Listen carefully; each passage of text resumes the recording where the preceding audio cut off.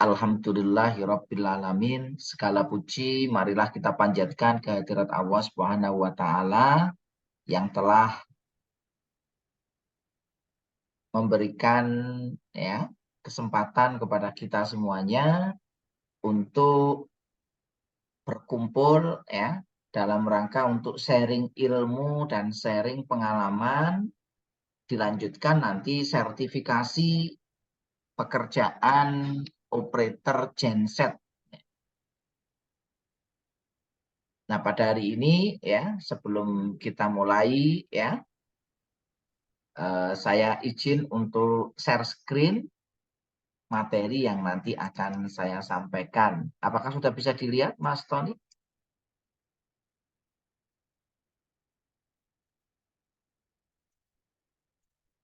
Sudah, Bapak. Sudah bisa terlihat, Bapak. Oke, Bapak Ibu sekalian, hari ini kita akan sharing dan diskusi terkait dengan pembinaan dan sertifikasi K3 pada pekerjaan operator operator yang mengoperasikan peralatan penggerak mula kelas 1. Nah, penggerak mula kelas 1 itu masuk dalam kategori genset Jadi nanti ada untuk kelas 1, kelas 2 dan seterusnya. Nah, sebelum kita mulai mungkin saya memperkenalkan diri dulu ya. Ini nama saya Bapak-bapak sekalian. Ini foto saya pada waktu lebih muda. Jadi ini foto saya masih mungkin berapa tahun yang lalu 5 tahun atau 6 tahun yang lalu. Ini nama saya Bapak sekalian ya. Nama saya Muhammad Ali. Bapak-bapak nggak usah takut nanti ya. Dengan saya nggak akan saya uppercut ya. Ini tempat tanggal lahir saya. Ini alamat rumah. Pekerjaan saya apa. Terus yang berikutnya channel YouTube Bapak-bapak nanti kalau mau belajar tentang masalah K3 terutama pada bidang K3 listrik karena genset itu termasuk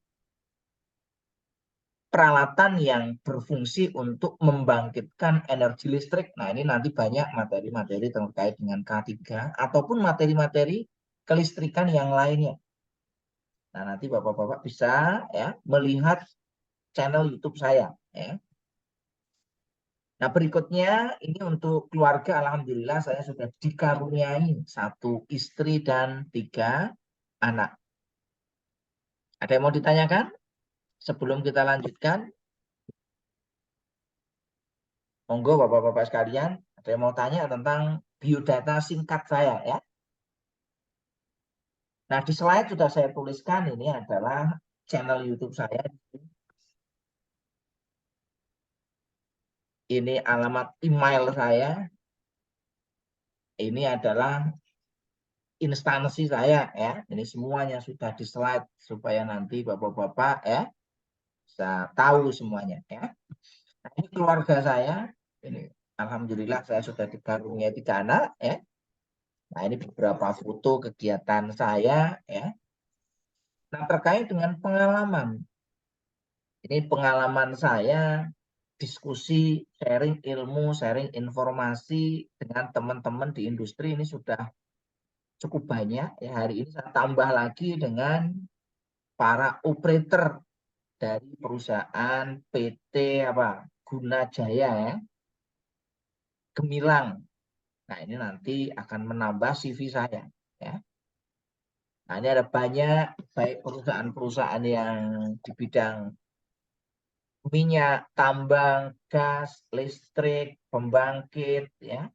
Terus ada di bidang obat-obatan, terus ada di bidang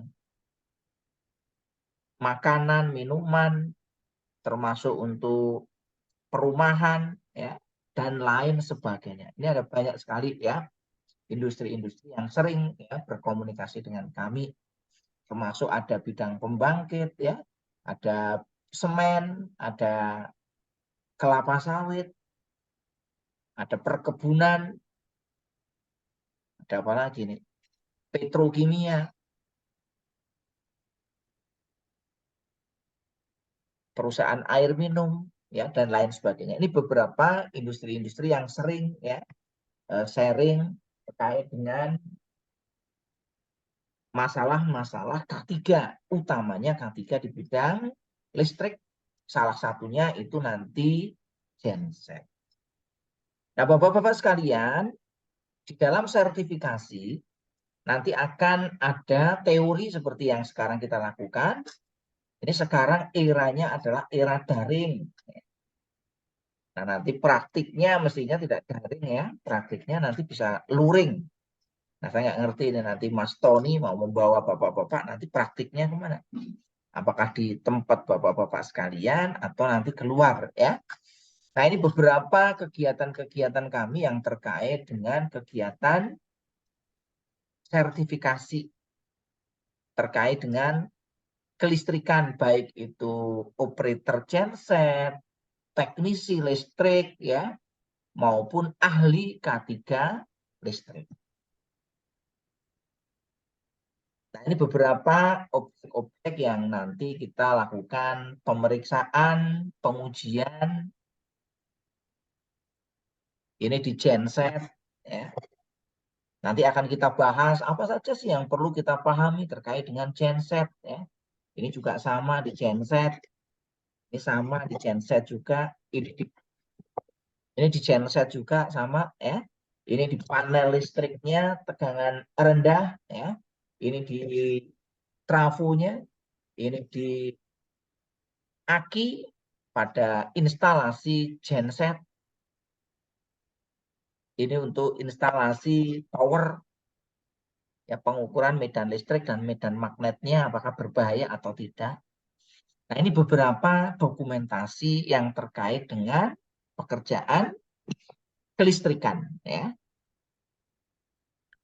Nah, ini dokumentasi yang terkait dengan ya persiapan sebelum kita melakukan pekerjaan praktik. Nah, ini beberapa kita sering ketemu dengan teman-teman ya dari berbagai macam perusahaan, dari Pertamina, dari PT Arun, dari Petro, dari Semen, dari PLN, ya, dan dari perusahaan-perusahaan yang lainnya ya. Termasuk ya hari ini kita sharing ya dengan bapak-bapak dari PT Gunaya Gemilang ya. Nah, bapak-bapak sekalian, tadi sudah saya jelaskan ya. Ini adalah channel YouTube saya ya. Namanya ini bapak-bapak sekalian. Bagi bapak-bapak sekalian yang familiar dengan apa namanya YouTube ya. Saya kira semua orang sekarang sudah familiar, bapak-bapak nanti bisa melihat ya video-video. Ini ada sekitar 300 lebih ya video-video yang berisi apa? Berisi materi singkat. Sebenarnya dulu awalnya dari materi kuliah. Nah, ini adalah materi singkat terkait dengan pelatihan di bidang listrik ya, di bidang K3 dan lain sebagainya. Nah, ini Bapak-bapak sekalian nanti apabila masih belum paham ya, membutuhkan pendalaman nanti bisa melihat video YouTube yang nanti akan saya sampaikan. Kita lanjutkan sekarang, kita perkenalan dengan Bapak sekalian ya. Yang pertama dengan Pak Mukorobin Ilallah ya. Ilalah atau Ilawah ini bacanya ya. Bapak Mukorobin mana ini Pak Mukorobin? Ada Pak, ada Pak. Ya, oke. Pak Berdiri Pak ya, Mukorobin berdiri dari ya, duduk aja Pak ya. ya. Nggak apa-apa, Ya Pak. bebas ya. Pak Mukorobin sudah berapa lama di Ya, Pak. sana Pak bekerja?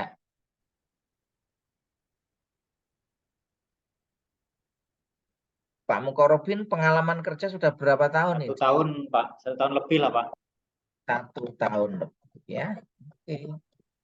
Background 1 pendidikannya tahun dari apa lebih Pak? Pak. Ya, 1 tahun lebih ya, lebih dari 1 tahun. Background pendidikannya apa Pak? SMK atau SMA? SMK Pak. SMK. SMK Pak. SMK-nya apa Pak? Listrik atau mesin atau otomotif atau yang lain? Otomotif, Pak. Otomotif. Ya, ini cocok nih ya. Karena nanti salah satu komponen dari mesin genset itu adalah mesin diesel. Nah, mesin diesel ini adalah mesin otomotif ya. Terima kasih Pak Mukorobin. Yang kedua Pak Tony. Sama namanya dengan pembawa Ini aja, Pak. acaranya ini. Ini aja di situ. Ya, Pak, Pak lanjut, Tony, Pak. ya sudah berapa tahun di sana Pak?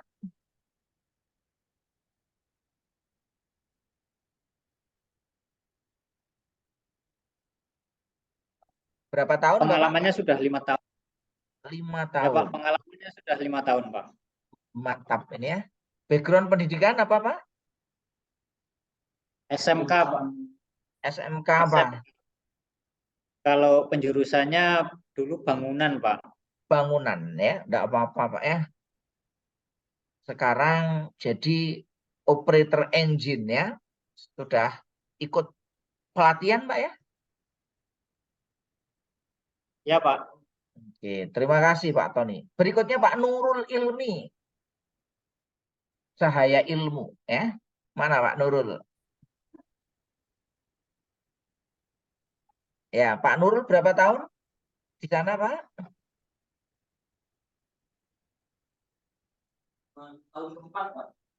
Jalan 4 tahun, Pak. Pengalamannya sudah 4 4 tahun. tahun. 3 tahun lebih lah, Pak. Jalan 4 Ya, tahun. jalan 4 tahun ya. Mantap ini ya. Background Ya, Pak. pendidikan apa? SMK apa atau SMA? D3 Teknik Pendingin, Pak. Oh, D3 Teknik Pendingin dan Tata Udara ya. Teknik pendingin. Ya, ini suka yang dingin-dingin ini Pak Nurul nih ya. Terima kasih Pak Nurul ya. Berikutnya Pak Dika Ardis Purnama. Ya. Pak Dikardis. Berapa Ya, Pak. tahun pengalaman Pak?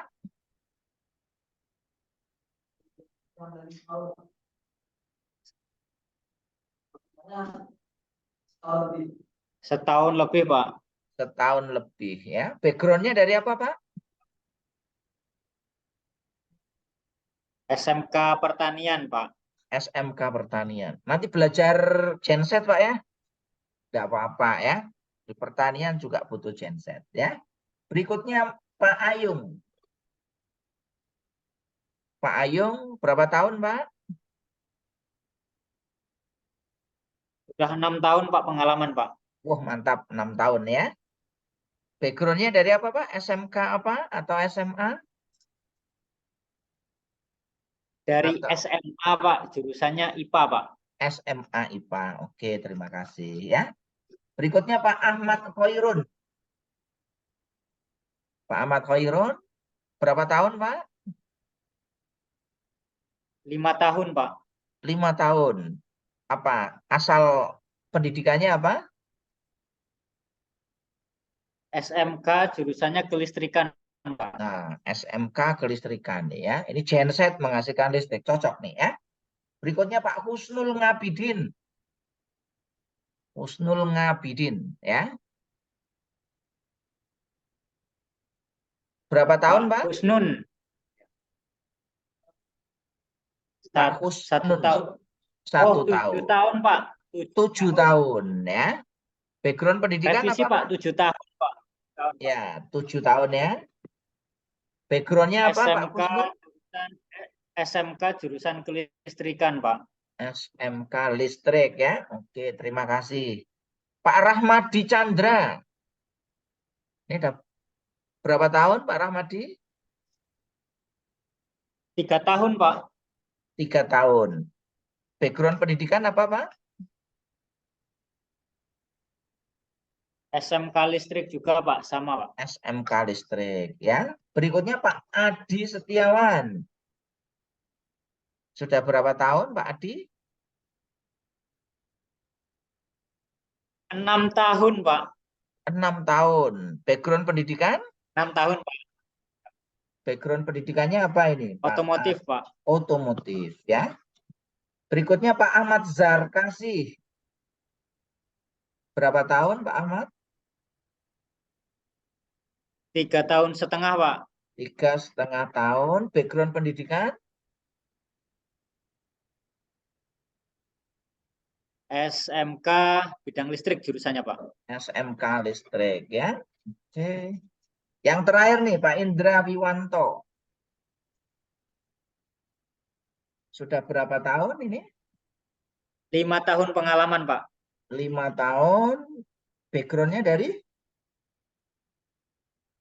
SMA. SMA, Pak. Jurusan IPS, Pak. IPS. Oke, terima kasih ya. Nah, ini Bapak-bapak sekalian, kita perlu mengetahui ya, sudah berapa lama dan background pendidikannya apa supaya nanti ya kita bisa lebih fokus ya di dalam membahas materi kita ya. Nah, ini Bapak-bapak sekalian, alhamdulillah tadi sudah saya capture ya, Bapak-bapak sekalian ya. Ini sebagai bukti bahwa kita pernah ketemu nih ya.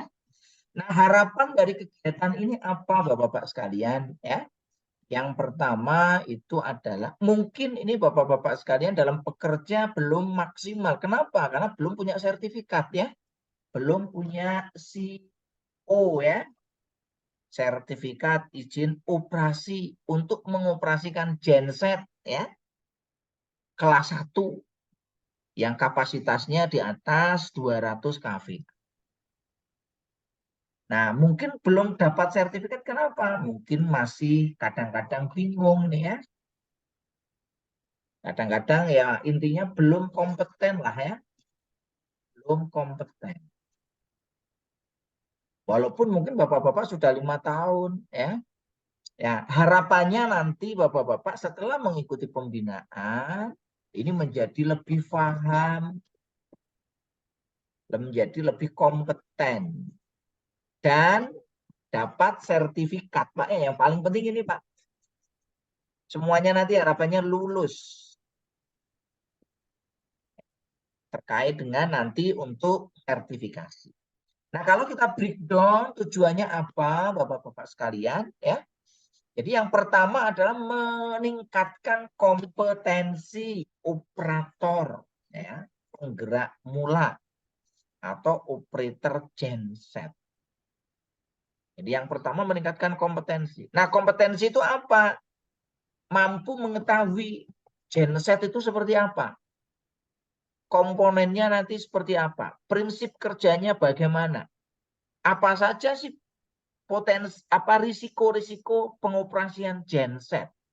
Bagaimana cara mengoperasikan genset secara aman, andal, dan akrab lingkungan.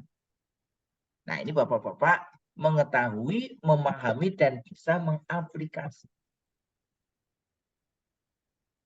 Nah, karena genset itu adalah mesin ya, yang di situ ada potensi bahaya, maka Bapak-bapak ini bisa mengidentifikasi dan tahu cara mengatasinya. Sehingga nanti apabila kok genset kok suaranya gereng ya kan, genset kok vibrasi getar, genset kok asapnya warnanya begini, genset kok ada gas CO seperti ini, genset kok misalkan di pipa bahan bakarnya ada yang netes atau bocor. Nah, ini mengerti Bapak-bapak sekalian ya. Sehingga nanti Bapak-bapak mampu mengoperasikan genset sesuai dengan SOP. Dan mampu melakukan troubleshooting permasalahan yang terkait dengan genset. Sampai di sini bisa dipahami semuanya Bapak-bapak sekalian? Sudah jelas?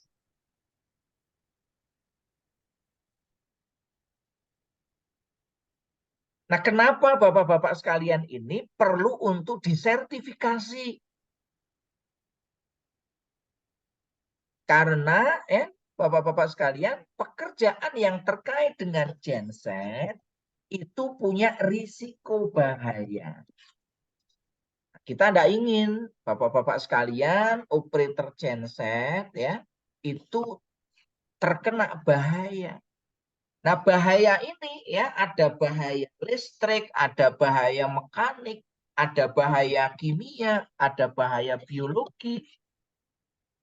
Yang bahaya listriknya bisa itu macam-macam di sini. Ya. Nah, bahaya ini dapat menyebabkan terjadinya kecelakaan kerja. Nah, kalau terjadi kecelakaan kerja, bisa merusak alam dan juga bisa merusak lingkungan. Kalau terjadi kecelakaan kerja, maka harga saham bisa akan turun, saya. Bisa dipahami ini, Pak? Kalau terjadi kecelakaan kerja, maka ya harga saham PT apa tadi ini ya? Gunajaya Karya Gemilang mesti nanti akan terpengaruh. Harganya turun ya. Maka harus kita pastikan pekerjaan yang terkait di sana termasuk operator gensetnya harus dipastikan aman ya. Nah, bagaimana untuk menjamin pekerjaan itu aman ya? Ada banyak tahap yang perlu dilakukan. Yang pertama, pekerjaan terkait genset itu harus direncanakan dengan baik. Tidak boleh, ya kan? Pekerjaan terkait genset itu tanpa perencanaan. Tidak diperbenarkan. Karena bahaya, Pak ya. Yang kedua, instalasi genset harus dipasang oleh orang yang kompeten dan profesional. Tidak boleh orang yang belum ngerti tentang ilmunya genset, masang genset. Bahaya, Pak ya. Yang ketiga, ya, pekerjaan terkait gen harus diperiksa dan diuji secara berkala, Bapak ya. Nah, kalau sudah diuji nanti Bapak-bapak akan mendapatkan SLO, sertifikat layak operasi. Hingga gensetnya itu benar-benar dalam kondisi yang prima. Nah, bagian operatornya yang mengoperasikan orang-orang yang kompeten. Dan untuk menjamin umur genset itu baik, maka perlu di-maintain atau dipelihara. Jika tidak dilakukan, apa yang terjadi? Mirip gambar seperti ini, Pak ya. Perusahaan Gunajaya Gemilang pengen ya kan, aman, nyaman, akrab lingkungan, tapi tidak dilakukan perencanaan dengan baik, tidak diinstal dengan baik, tidak dioperasikan oleh orang yang kompeten, ya mirip ini ya. Ini pekerjaan yang sia-sia. Bagaimana mungkin seorang perempuan ya mendorong gajah yang sebesar ini untuk dimasukkan ke dalam aula, pintunya sekecil ini ya. Bisa difahami ya Bapak-bapak sekalian? Nah, maka kita tidak diharapkan tidak melakukan pekerjaan yang sia-sia. Ya. Nah, untuk itu dibutuhkan yang namanya kompetensi. Apa itu kompetensi? Kompetensi itu adalah kemampuan yang dibutuhkan untuk melakukan pekerjaan. Nah, orang dikatakan kompeten kalau punya pengetahuan, kalau punya keterampilan dan punya sikap kerja yang baik. Sikap kerja yang apa? Yang ditetapkan sesuai dengan standar. Bisa difahami ya Bapak-Bapak sekalian? Ya. Kalau dalam bahasa asingnya seperti ini nggak usah dibaca, enggak apa-apa. Bahasa Inggrisnya nggak usah dibaca.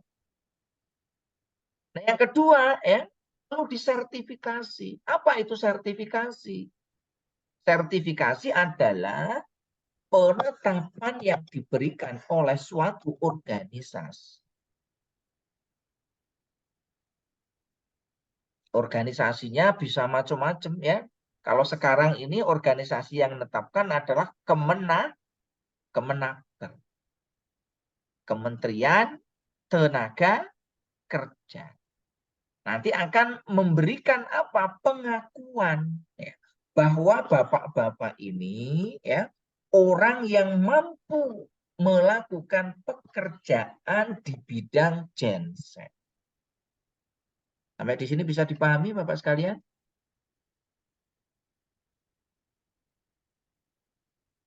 Nah, yang namanya sertifikasi itu tidak berlangsung seumur hidup, Pak ya. Bapak punya SIM itu ada masa kadaluarsanya. Maka kalau SIM setiap 5 tahun harus diperpanjang.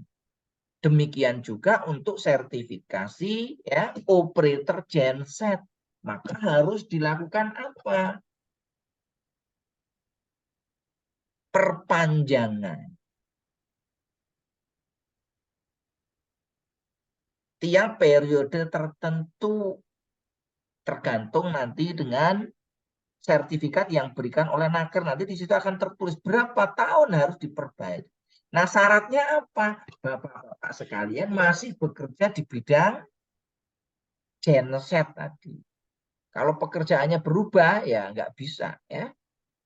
Setelah sekian lama dipindah bagian gudang, nggak pernah mengoperasikan genset. Otomatis nanti sertifikatnya sudah nggak berlaku. Ya. Bisa dipahami sampai di sini Bapak-bapak sekalian? Nah, tadi sudah saya jelaskan. Untuk mengoperasikan genset perlu kompetensi. Apa itu kompetensi? Kemampuan untuk melakukan kerja.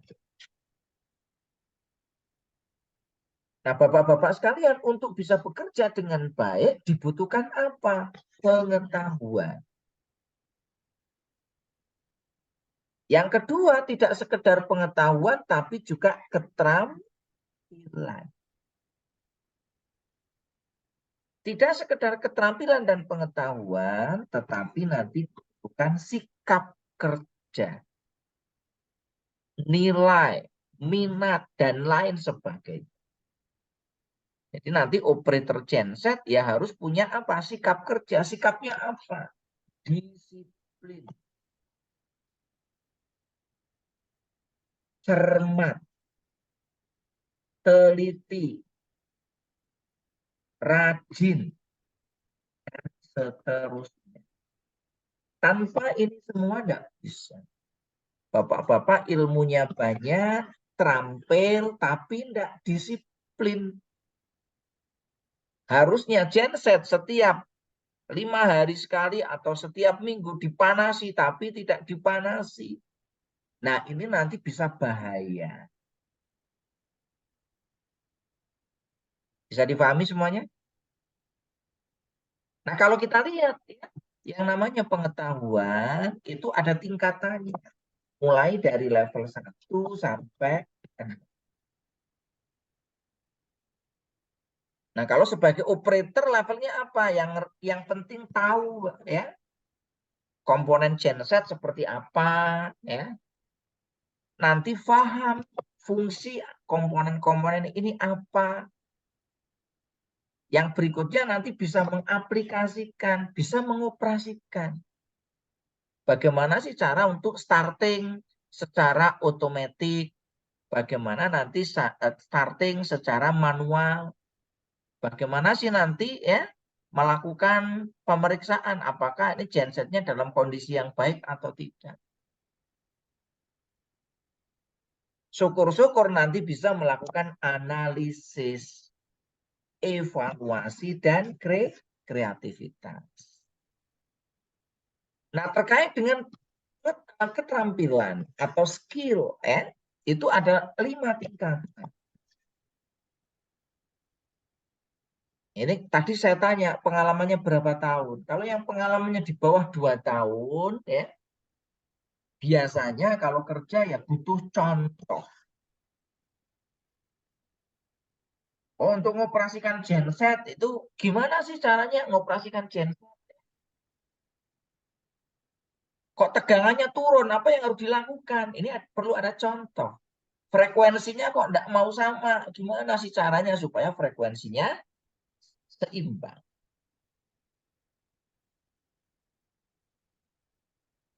Tegangannya naik turun, ya. Nah, ini nanti harus kita lakukan dengan cara apa? Menipu. Tegangannya genset kok tidak seimbang ini apa ya?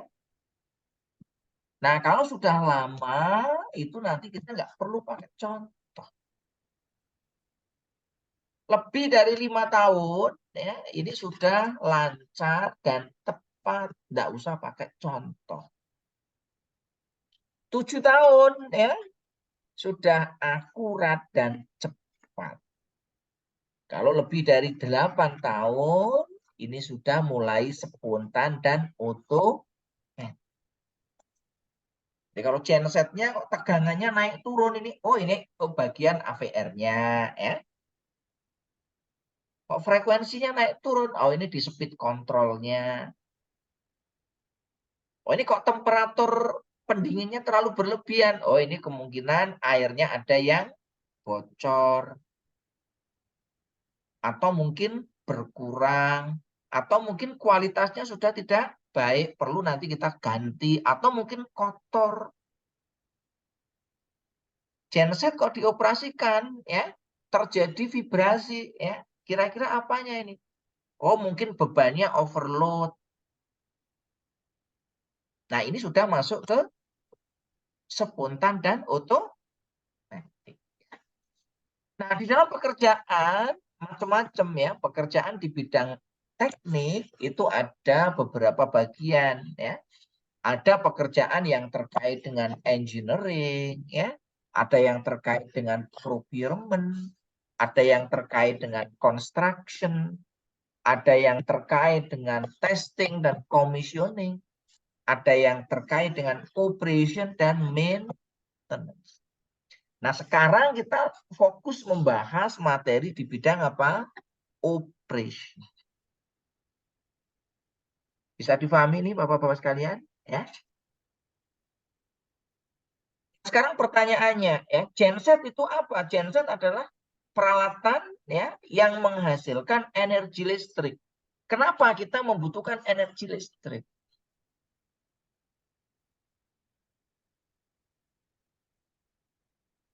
Kenapa kita nggak pakai energi BBM aja? Kenapa harus dirubah jadi listrik ya?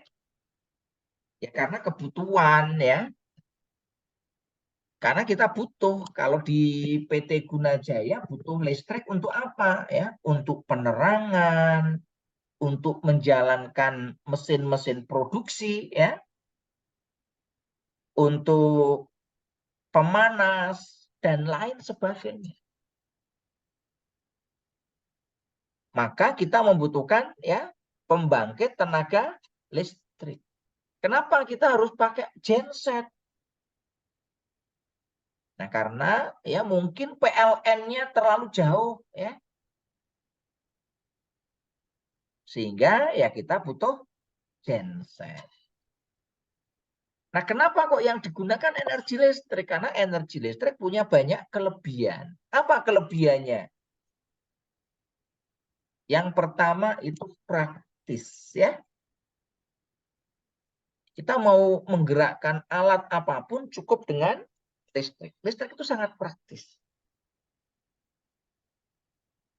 Yang kedua, andal. Listrik itu bisa diandalkan. Kita butuh penerangan, kita pakai lampu. Ya. Kita butuh untuk komunikasi, kita pakai peralatan smartphone, kita pakai komputer. Ya. Itu satu dayanya pakai listrik. Kita butuh apa? Mesin milling, butuh mesin mixing, butuh mesin rolling, butuh mesin pompa, ya, blower, conveyor, fan, dan lain sebagainya. Ya. Sangat andal. Ya. Yang ketiga, listrik itu energi yang bersih. Nah, kenapa ya energi listrik itu bersih ya? Karena tidak ada polusi. Lampu tidak mengeluarkan polusi ya Bapak-bapak sekalian ya.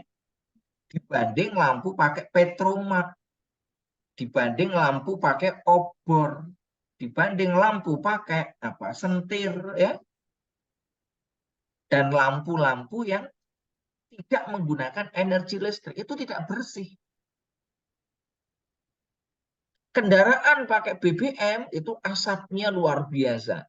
Sampai-sampai Jakarta sekarang dinobatkan sebagai kota yang paling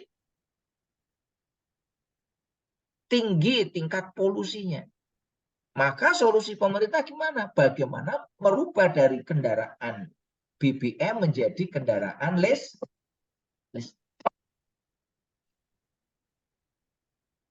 Maka di sini sekarang banyak ya sepeda motor listrik, ya, mobil listrik dan lain sebagainya.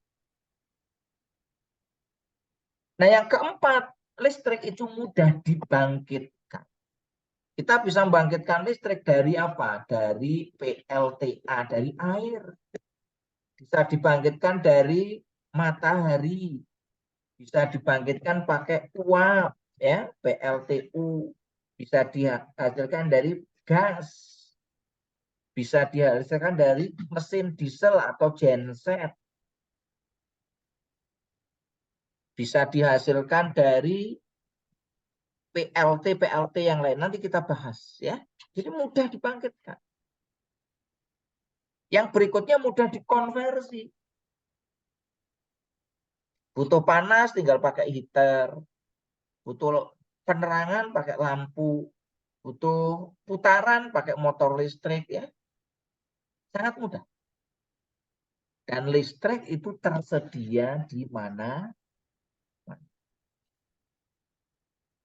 Dan harganya itu ekonomis, ya, dibanding energi yang lain. Dan yang paling penting listrik itu aman. Nah, amannya tanda kutip. Kalau direncanakan dengan baik oleh orang yang kompeten. Kalau dipasang dengan baik oleh teknisi yang kompeten. Kalau dioperasikan dengan baik oleh operator yang kompeten. Dan kalau dipelihara dengan baik oleh teknisi yang kompeten, maka di sini aman. Kalau tidak, ya tidak aman. Sampai di sini bisa dipahami, Bapak-Bapak sekalian? Ada yang mau ditanyakan?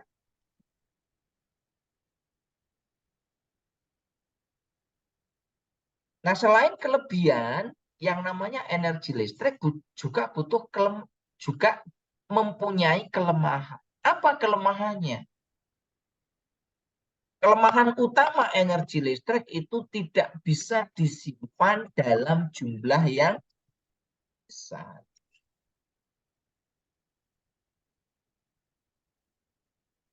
Sampai dengan sekarang teknologi penyimpanan listrik itu ya pakai baterai, pakai aki, pakai power bank, pakai kapasitor. Nah, yang bisa disimpan itu juga dalam bentuk listrik DC, bukan listrik AC.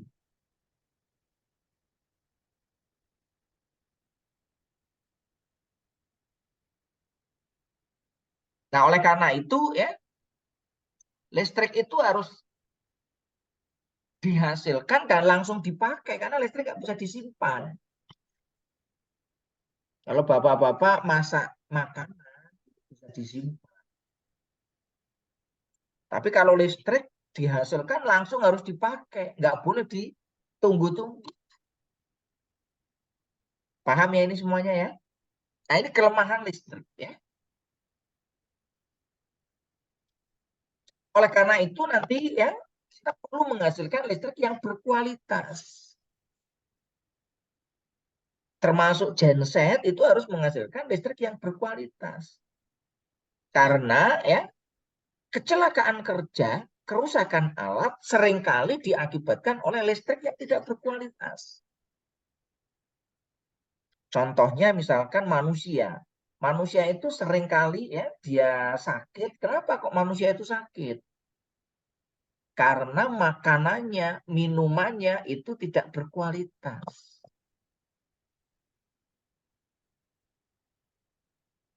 Kalau kita sering makan makanan junk food, ya, yang tidak sehat, minuman-minuman instan, ya, ya maka kita nggak akan sehat. Kalau nggak sehat, nanti cepat terserang penyakit. Kalau cepat terserang penyakit, nanti cepat meninggal. Walaupun, ya, masalah nyawa itu urusannya Tuhan, tapi ada penyebabnya. Nah, sama dengan peralatan listrik. Seringkali peralatan listrik itu cepat rusak, muncul kecelakaan kerja, penyebabnya apa? Karena listriknya tidak berkualitas. Nah, contohnya apa? Listrik yang berkualitas harus tegangannya stabil. Maka di sana genset tegangannya harus stabil. Kalau tegangannya nggak stabil, bagaimana? Ini masalah. Peralatan di sana cepat rusak. Lampu cepat putus, motor itu panas, mudah terbakar. Kenapa penyebabnya? Karena tegangannya tidak. Selain tegangan stabil, yang kedua adalah tegangan seimbang. Jadi nanti VR, VS, dan VT. Ini untuk yang listrik 3 fase. Harus seimbang, ya. Kalau tidak seimbang gimana, ya? Ya nanti akan panas. Yang ketiga, frekuensinya harus stabil, terutama nanti untuk genset yang dioperasikan paralel, ya. Kalau nggak sama bagaimana? Ya nanti akan lepas. Dia akan berubah menjadi motor listrik. Nah ini bahaya. Berikutnya bebannya harus seimbang. Ya. Urutan fasenya harus benar. Ya. IR, IS, IT. Ini harus seimbang. Bukan sama, ya, tapi seimbang. Seimbang itu boleh tidak sama, tetapi tidak terlalu tinggi perbedaannya. Yang berikutnya urutan fasenya harus benar, RST-nya, ya. Kalau urutan fasenya kebalik, ya nanti bahaya. Karena motor listrik kalau urutannya kebalik, putarannya bisa kebalik. Nah, yang berikutnya adalah kontinuitas layanan. Listrik yang baik itu tidak boleh hidup mati, harus nyala terus. Nah, yang berikutnya adalah bentuk gelombangnya sinus murni, ya. Dan tidak ada tegangan lebih transien seperti kedip tegangan, ya, swell, impuls, dan lain sebagainya. Ada yang mau ditanyakan sampai di sini? Sudah jelas? Monggo.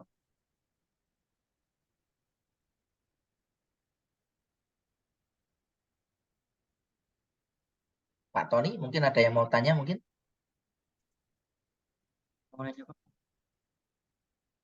Ada yang mau tanya, silakan.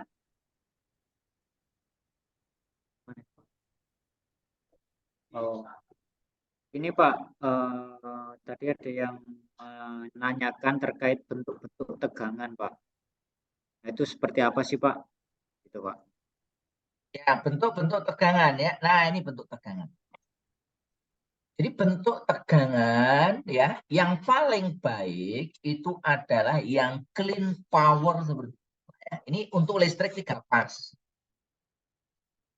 Karena kan genset keluarnya listrik AC, Pak, ya. Ini untuk listrik AC 3 fase yang baik, yang berkualitas. Paham semuanya? Nah, yang tidak berkualitas yang seperti apa? Yang tidak berkualitas yang ada noise-nya. Seperti ini nih, ya. Apa itu noise? Noise itu adalah gangguan. Kalau di listrik orang nyebutnya adalah harmonisa. Nah, selain harmonisa, kadang-kadang gelombang tegangan listrik suka muncul yang namanya ini, ya, swell, naik tiba-tiba dalam waktu yang singkat.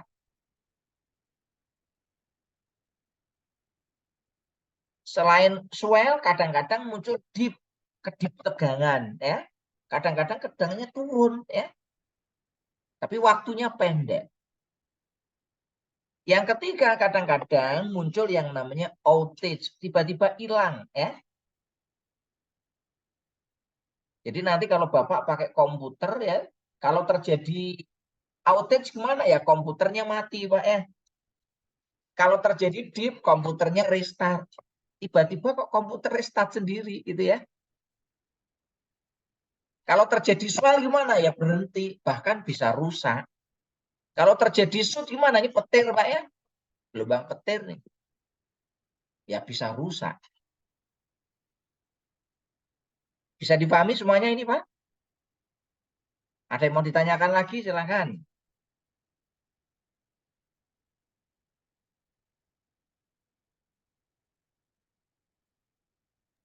Sudah jelas? Lanjut dulu Pak, mungkin Pak. Oke, ya. Ini ya, ini yang terkait dengan bentuk gelombang, ya. Baik tegangan maupun arus, ya. Nah, oleh karena itu di sini kita harus pastikan bentuk gelombangnya harus yang baik. Nah, ini untuk gelombang yang baik untuk listrik AC satu pas. Ini satu fase. Kalau tadi 3 pas, Pak ya. Kalau satu pas ya cuma ada satu ini aja ya. Bentuk gelombangnya seperti ini. Nah, listrik satu pas itu bisa dihasilkan dari listrik 3 fase. Genset 3 pas kita mau pakai untuk bebannya satu pas ya kita ambil aja ya. Satu dari R, satu dari S. Maka itu nanti jadi satu. Atau satu dari R, satu dari netral. Tergantung nanti konfigurasinya. Kalau kita konfigurasinya nanti di listrik 3 pas kan ada bintang, ada segitiga. Ya. Nah, listrik satu pas bisa juga ya diproduksi oleh listrik AC genset satu pas. Genset yang kurang dari 1 kW biasanya satu pas, ya. Nah, selain listrik AC juga ada namanya listrik DC. Nah, ini gelombang yang terbaik untuk listrik DC. Jadi kalau listrik DC, arus dan tegangannya itu selalu konstan pada nilai tertentu. Misalkan berapa? 12 volt. Contohnya apa? Aki genset. Apakah sepanjang waktu tegangannya selalu sama 12 volt? Tidak. Makin lama aki makin turun. Ya. Paham semuanya, Bapak-Bapak sekalian?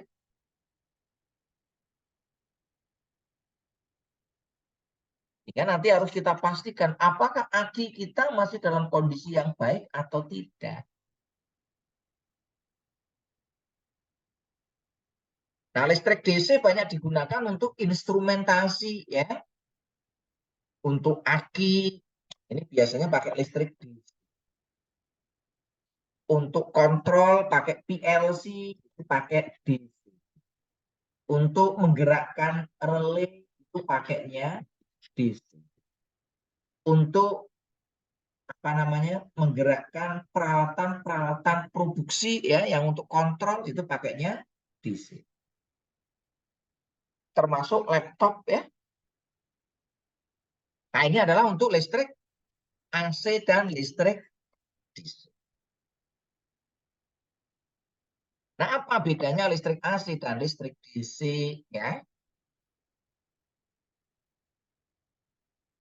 Ini perbedaan antara listrik DC yang sebelah kiri atau dikenal dengan istilah arus searah, yang sebelah kanan itu listrik AC atau bolak-balik. DC itu artinya direct current. AC artinya alternating current, ya. Nah, apa perbedaannya? Yang pertama frekuensi. Kalau DC frekuensinya 0, ya. Kalau AC frekuensinya konstan.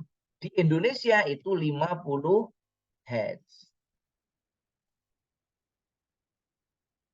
Kalau Amerika 60 Hz.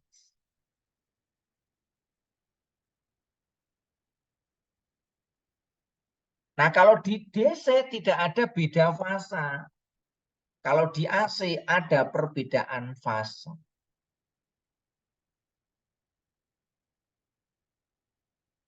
Karakteristiknya searah. Searah itu artinya tadi ya, sepanjang waktu nilainya sama terus, positif terus. Kalau AC itu berubah-ubah seperti itu. Kalau AC berubah-ubah terhadap waktu. Separuh siklus positif, separuh siklus negatif.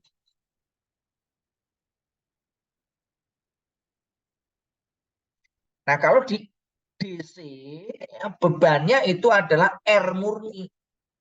Kalau di AC selain R itu ada XL dan ada XC.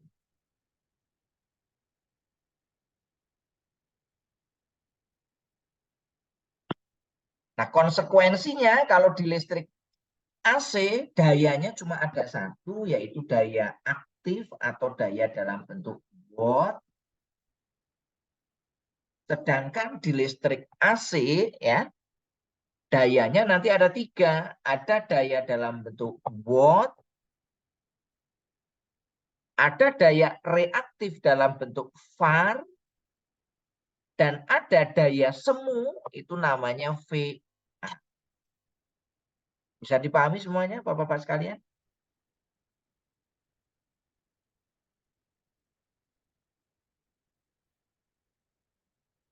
Nah, kalau di DC karena dayanya cuma ada satu, penjumlahannya secara aljabar. Jumlahkan langsung. Tapi kalau di AC, karena di situ ada perbedaan daya, ada watt, ada var, dan ada VA, penjumlahannya tidak bisa secara aljabar, tetapi menggunakan vektor.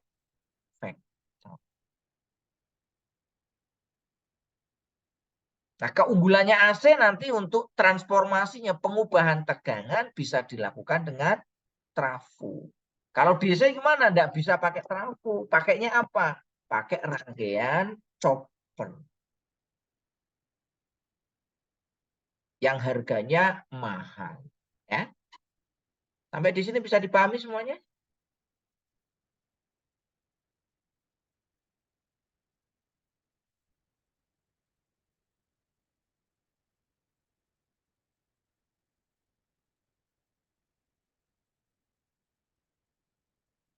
Tadi listrik AC dan DC. Sekarang saya bahas listrik AC. Listrik AC ada dua, yang satu fas, yang di atas, ini satu fas.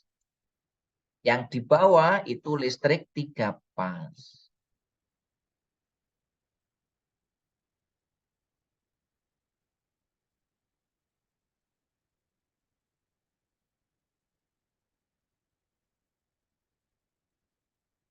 Bisa dipahami ya, untuk listrik AC baik yang satu maupun tiga fasa.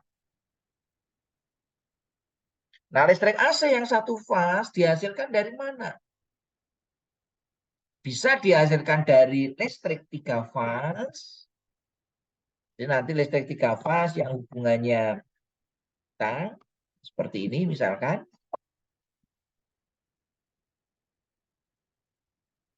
Nah, ini R, ini S, ini T. Kalau kita mau ambil satu fas ya ambil aja R dengan netral. Nah, ini jadi listrik satu fas. S dengan netral, T dengan netral. Paham semuanya, Bapak-bapak sekalian?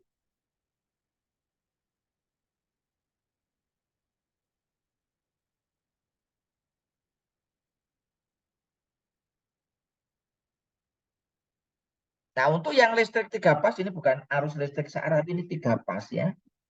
Ini listrik tiga fasa AC.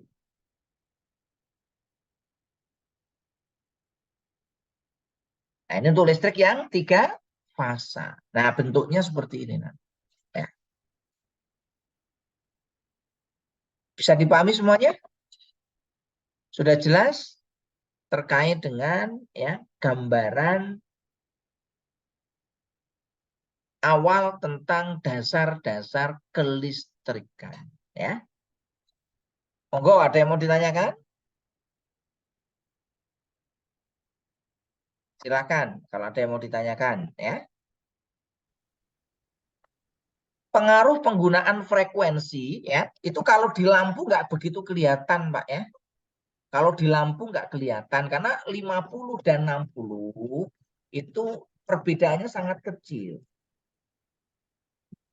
Kalau untuk mata manusia nyaman memandang ya, sebenarnya lampu itu kan mati hidup Pak ya. Cuma kita nggak bisa lihat mati hidupnya. Seolah-olah dia itu nyala terus. Kalau kita Bapak di shooting pakai HP dengan apa namanya frame rate yang rendah, nanti baru kelihatan. Oh, ternyata lampu itu mati hidup, ya. Nah, untuk 50 Hz itu nggak berbeda jauh dengan 60 Hz. Karena minimal manusia bisa melihat dengan lancar itu 30 Hz. Bisa difahami Bapak sekalian, ya. Nah, pengaruhnya nanti di mana? Pengaruhnya nanti di motor listrik. Kalau Bapak beli motor, ya, motor listrik misalkan untuk pompa, untuk kompresor, untuk konveyor, itu kan nanti ada nameplate-nya Pak ya. Bapak butuh putarannya berapa sih? Nah, di situ nanti ada nameplate ya. Kalau putaran motor itu rumusnya N sama dengan 120 dikalikan F dibagi P. Nah, kalau F-nya 50 dengan F-nya 60 nanti kecepatannya beda. Nah, kalau P itu kan selalu kelipatan 2. 2, 4, 5, 2, 4, 6, 8, dan seterusnya. Sehingga kalau motor itu frekuensinya 50, motor-motor Eropa biasanya kecepatannya berapa? Paling tinggi 3000 rpm. Turun berapa? 1500. Turun berapa? 1000. Turun 750 dan seterusnya. Tapi kalau motor buatan Amerika yang menggunakan frekuensi 60 Hz, kecepatannya tidak 3000 tetapi 3600. Turun 1800. Turun lagi berapa ya? 1200 dan seterusnya. Bisa dipahami, Bapak?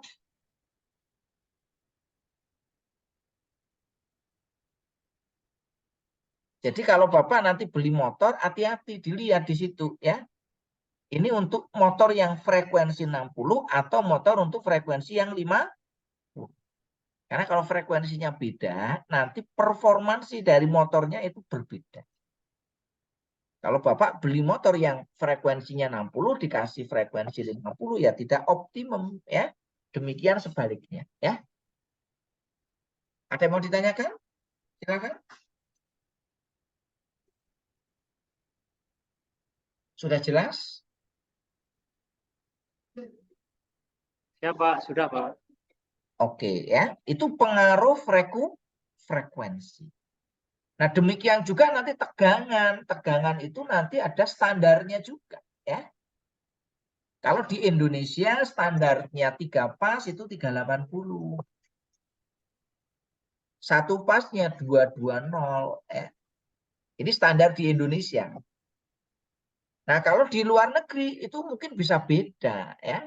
Contohnya misalkan Bapak beli motor, motor itu tidak selalu tegangannya 220. Kalau Bapak beli motor Jepang ya, motor Jepang 220 itu 3 pas. Bukan 1 pas. Karena Jepang 3 pasnya tidak menggunakan 380 tapi 220. Apakah semua motor produk Jepang seperti itu? Tidak. Karena Jepang itu memproduksi motor yang mau dijual ke seluruh dunia. Jadi dia menyesuaikan. Kalau mau dijualnya di Jepang, ya dia pakai 220. Kalau dijualnya ke Indonesia, ya dia pakai 38. Bisa dipahami semuanya ya? Nah, ini terkait dengan standar. Kalau di Amerika berapa? Amerika tidak pakai 380. Dia pakainya 415. Jadi ini perbedaan tegangan. Sehingga nanti gimana kalau kita nanti beli Amerika? Kita pakai tegangan 30. Ya kita nanti naikkan tegangannya dengan menggunakan apa? Trafo. Supaya nanti tegangan yang dibutuhkan oleh motor sama dengan tegangan yang dihasilkan oleh listrik yang nanti akan kita bangun. Bisa dipahami semuanya Bapak sekalian?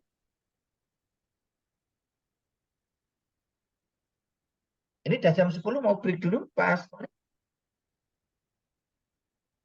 Iya Bapak, kita break 15 menit ya Pak ya. Oke, siap ya. Kita break dulu ya Masuk lagi Bapak-Bapak sekalian. di jam 10.15 waktu Indonesia Barat ya Pak. Iya, oke. Baik Bapak, terima kasih Pak.